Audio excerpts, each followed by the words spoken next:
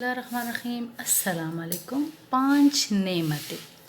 हज़रत अली रज़ी अल्लाह ताला अन्हा फरमाते थे कि जिस इंसान को 5 नेमतें मिल गई वो समझे कि मुझे पूरी दुनिया की तमाम नेमतें मिल गई। 5 नेमतें अगर किसी को मिल गई तो इसका मतलब है उसको दुनिया की सारी नेमतें मिल गई।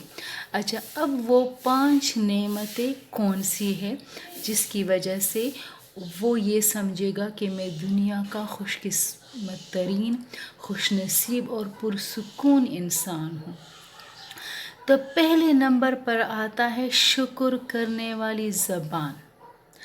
अच्छा, कुरान मजीद में अल्लाह ताला फरमाते हैं कि जो शुक्र करते हैं हम उनको ज़्यादा देंगे, और अल्लाह ताला शुक्र करने वालों से मोहब्बत करता है। अगर हम रोज़मर्रा ज़िंदगी में देखें तो हमें कितनी ज़्यादा नेमतें मिली हुई है। अपनी ज़ात में देखें, हमें आँखें, हमें कान, हमें सेहत मिली है। अगर फॉर एग्ज़ाम्पल किसी को इनमें से कोई एक चीज़ भी किसी से छन जाए तो कितना बड़ा लॉस होगा। करोड़ों अरबों रुपए हम लगाएं तो हम आँखें नहीं ख़रीद सकते। हमें जो बीमारी लाहक है उससे हम छुटकारा नहीं हासिल कर सकते जब तक अल्लाह ताला ना चाहे। तो हर वक्त शुक्र अदा करते रहे ताकि अल्लाह ताला अपनी नेमतें तमाम कर दे, अल्लाह ताला हमसे राज़ी हो। एक कौल है कि नेमत एक जंगली जानवर है, इसे शुक्र की ज़ंजीर से बांधो।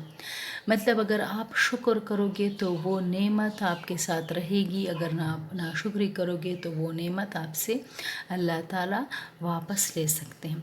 ज़िक्र करने वाला दिल, वो दिल जो ज़िक्र करे, जब वो मामला करे, कोई दुकानदार हो, बिजनेसमैन हो या कोई नौकरी करने वाला हो, जिस शोबे में हो, वो हर वक्त उसका दिल ज़िक्र करे। ज़िक्र से मुराद ये नहीं कि बस वो अल्लाह अल्लाह करे, इसका मतलब है कि वो तमाम मामलात में ये देखे कि इस मामले में अल्लाह ताला ने मुझे क्या हुक्म दिया है।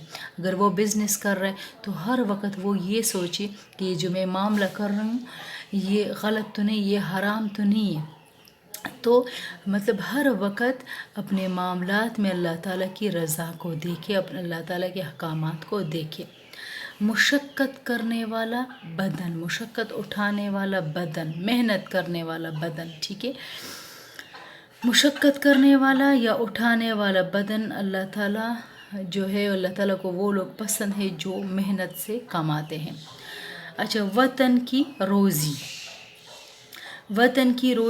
के जो जिस वतन में, जिस मुल्क में उसको अल्लाह ताला ने पैदा किया है वही वो काम करे, मेहनत करे और उसी से अपने लिए रिज़्क़ हलाल का बंदोबस्त करे। और आखिर में है नेक बीवी।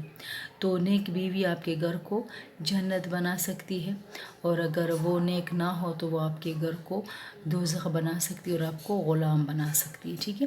तो ये 5 चीज़ें अगर हो तो इसका मतलब है दुनिया की तमाम नेमतें आपको मिल गई, ठीक है। मुझे उम्मीद है कि ये आपको ज़्यादा समझ आएगा, इस पे आप अमल करेंगे और इंशाल्लाह इसको आप अपनी ज़िंदगी का हिस्सा बनाओगे। अल्लाह हाफ़िज़।